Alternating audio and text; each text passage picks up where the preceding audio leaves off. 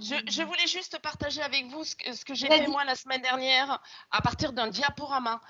Mais c'est vrai que c'est peut-être plus adapté aux cours de langue. Hein. Moi, je suis prof de langue qu'une autre matière. Et encore que. Moi, c'était la semaine dernière, je n'ai pas pu faire mon cours en seconde lundi matin puisque j'étais en conseil de classe de 3e C avec Marine et plusieurs parmi vous, Mathieu, etc. Et donc, et Pierre aussi y était. Et donc, je me suis dit, bon, mais il faut que je laisse du travail en autonomie, alors que moi, systématiquement, pendant mes heures de cours, je fais cours en visio. Donc, les élèves étaient habitués. Et donc, je me suis dit, mince, qu'est-ce que je vais leur faire faire ? Et surtout, comment je vais le présenter ? Je n'avais pas envie simplement d'envoyer de PDF ou des choses comme ça. J'avais envie de faire un truc un peu sympa. Donc, j'ai regardé un peu ce qui se faisait sur les réseaux et chez les profs de langue. Hein, moi, je suis beaucoup de profs de langue, bien évidemment. Chacun a créé sa classe virtuelle. Alors, sa classe virtuelle, on peut la créer très simplement avec, alors que je retrouve, avec comment ça s'appelle ? Avec un diaporama. Voilà, je croyais que. Voilà. Est-ce que c'est bon ? Est-ce que vous la voyez là ? Ouais. Oui. Donc, Natalia, tu vas reconnaître, hein, José aussi. C'était. On voit ton fichier Word, là, on voit pas la classe virtuelle.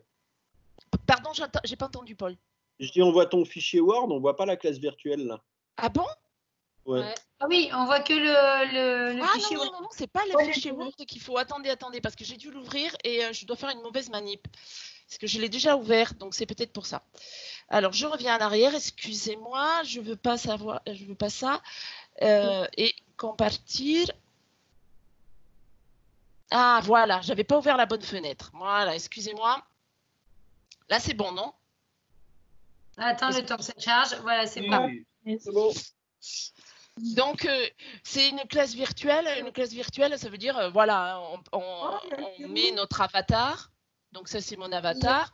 Un petit message de bienvenue, le tableau blanc en général, hein, même si on peut mettre un autre tableau si on veut. Et moi, j'ai mis des ressources, une vidéo, une carte, mais derrière laquelle il y a aussi une vidéo. Et comme il s'agissait d'un texte et de documents en lien avec le Pérou, j'ai fait une petite animation autour du Pérou. Alors, j'ai rajouté le petit lama, le tapis, enfin, etc. Et l'objectif est de donner, c'est en fait une image interactive, c'est-à-dire que derrière chaque élément, il peut y avoir un autre élément, c'est-à-dire du fichier texte, il peut y avoir une vidéo, il peut y avoir un exercice à faire, enfin, on peut tout imaginer.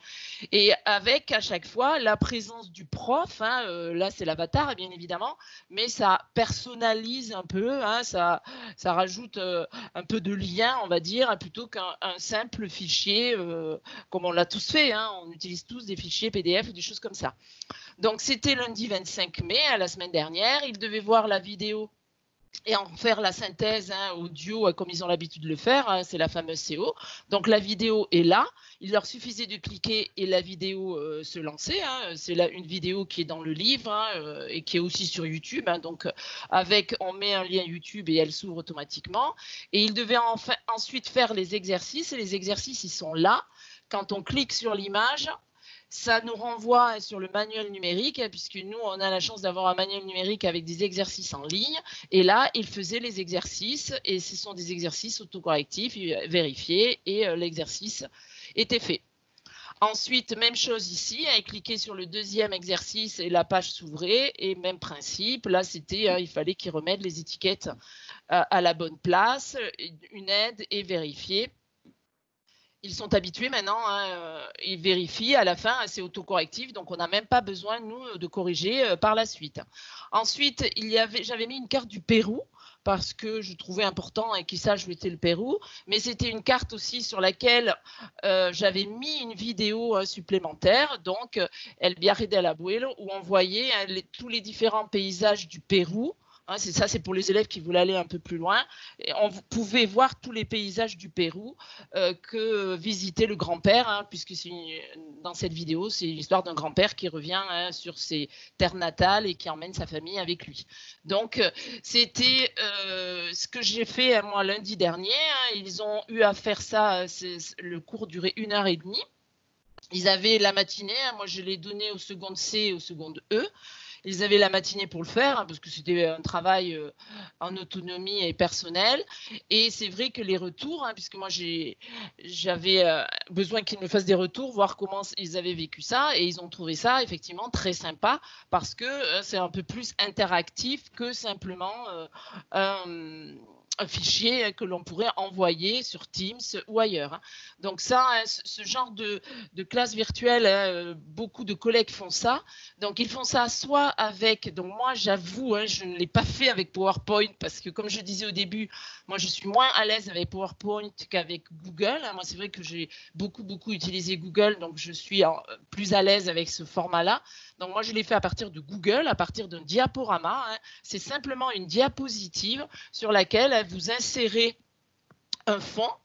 On trouve des fonds comme ça sur Internet, on trouve les fonds que l'on veut, on choisit un sol et un mur, on rajoute un tableau blanc par-dessus lequel on rajoute des éléments, et derrière chaque élément, on rajoute un lien, et etc., etc. Et vous pouvez ensuite agrémenter, décorer la classe comme vous le souhaitez. Alors bien évidemment, moi elle est un peu vide, la plupart des collègues rajoutent un bureau. C'est vrai que moi je n'ai pas mis de bureau dans ma classe. On peut rajouter des bureaux, enfin on peut rajouter tout ce que l'on veut, et on trouve aujourd'hui énormément de ressources en ligne avec, on peut décorer comme l'on souhaite. Ensuite, bien évidemment, au niveau de la décoration, il faut faire attention à bien choisir des images qui n'ont pas de fond, des images ou alors découper le fond. Il y a des logiciels qui existent pour ça. On peut découper tous les objets. Moi, ça a été le cas pour lui, là, le petit dieu là, qui est là. Il n'était pas découpé, donc j'ai fait découper. Et moi, ce que je vous dis là est très incomplet. Moi, j'ai utilisé un tutoriel qui circule beaucoup en ce moment. C'est un prof de SVT. Les profs de SVT sont souvent très actifs. Et c'est un prof de SVT qui l'a fait et qui explique mot à mot. C'est une vidéo qui est un peu longue, elle fait 15 minutes, mais qui vous explique, mais vraiment étape après étape, comment on fait pour faire tout ça simplement à partir d'une diapositive de diaporama. C'est ça le support de départ, une diapositive de diaporama. Ensuite, concernant Google, Microsoft le fait aussi, vous la partagez, il y a l'icône, mettre en ligne. À partir du moment où on la met en ligne, on obtient un lien, et ensuite, vous envoyez ce lien aux élèves directement dans Teams. Ils cliquent sur le lien et la page s'ouvre. Ils voient exactement comme là. Donc voilà, moi c'est quelque chose qui est nouveau, je n'en ai fait qu'une, classe virtuelle, c'était la semaine dernière. Après, bien évidemment, on peut la refaire chaque jour, on peut la modifier, simplement en copiant-collant la diapo. La diapo qui, moi, est la diapo 1, elle deviendrait la diapo 2, et etc., etc. Je peux créer autant de diapos que je veux. Quand je veux la partager, il suffit que je la mette en position numéro 1 de mon diaporama, et je dis partager la diapo numéro 1, et ils n'ont bien que cette première diapo. Mais ça évite de tout refaire à chaque fois, parce que c'est quand même un peu long de tout paramétrer, de tout positionner, etc. Mais j'ai trouvé ça, moi, très sympa, et j'ai eu un très bon retour de la part des élèves. Donc voilà, c'était ce que je pensais partager avec vous ce soir. C'est ce que je dis là, mon propos est très incomplet, j'en ai bien conscience, mais c'était un truc de plus à faire avec simplement un logiciel de diaporama. Il n'y a pas besoin d'avoir un logiciel particulier. Mais bien sûr aussi, beaucoup de collègues utilisent Genially. Je ne sais pas ceux qui connaissent Genially, ça fait partie maintenant des classiques dans le monde de l'éducation. Et c'est vrai que moi, je fais la publicité pour Genially parce que Genially est un module, un logiciel, enfin je ne sais pas comment il faut appeler ça, une plateforme, fait ce qu'on veut, qui est espagnol. Donc Genially a été créé par 3 jeunes d'Andalousie. Ce sont 3 Andalous qui ont fait ça, de Cordoue. Ils ont eu énormément de prix depuis quelques temps. Et c'est vrai que, bon, voilà, en tant que prof d'espagnol, c'est un acte militant. Je milite pour Genially, parce que Genially permet de faire ça, des images animées. Donc, au lieu de faire une simple image, un poster, parce qu'on peut aussi faire un poster, la mode est, à l'heure actuelle, à créer ces petites classes virtuelles. C'est rigolo, voilà. Je me suis fait plaisir à faire ça. C'est beaucoup d'heures au départ, mais après, le résultat est toujours est très beau, parce que même si on n'est pas très doué, moi je ne me considère pas très doué pour faire tout ça, mais on peut arriver aujourd'hui à avoir des résultats esthétiquement sympas. Donc voilà ce que je voulais partager avec vous. On peut aussi faire plusieurs diapositives et à ce moment-là, le prof, vous pouvez faire parler votre avatar et vous mettez plusieurs bulles sur plusieurs diapositives pour donner, si c'est un travail à faire en plusieurs étapes, c'est possible aussi. Moi, je n'ai fait qu'une diapo parce que c'était un travail relativement rapide. Mais on pourrait tout à fait imaginer un plan de travail sur une semaine, par exemple. Il y a des collègues qui font ça. Aujourd'hui, c'est lundi, on va faire ça. Donc, on fait une première bulle et une première diapo. Deuxième diapo qui correspond au mardi. Troisième diapo qui correspond au mercredi, etc. etc. Donc, c'est une autre utilisation des diaporamas aujourd'hui en classe virtuelle. Voilà. Top, top. Il y a Sabrina qui lève la main. Oui, j'entends pas. J'ai pas entendu, Paul. Est-ce que tu as dit? Je disais que je levais la main. Et en fait, tes diapos, quand tu refais une nouvelle diapo, tu es obligé de refaire tout le fond d'écran ou pas? Non, non. Tu dupliques ta diapo et tu gardes ce que tu veux garder et tu élimines ce que tu veux éliminer. Non, non. C'est le principe du diaporama.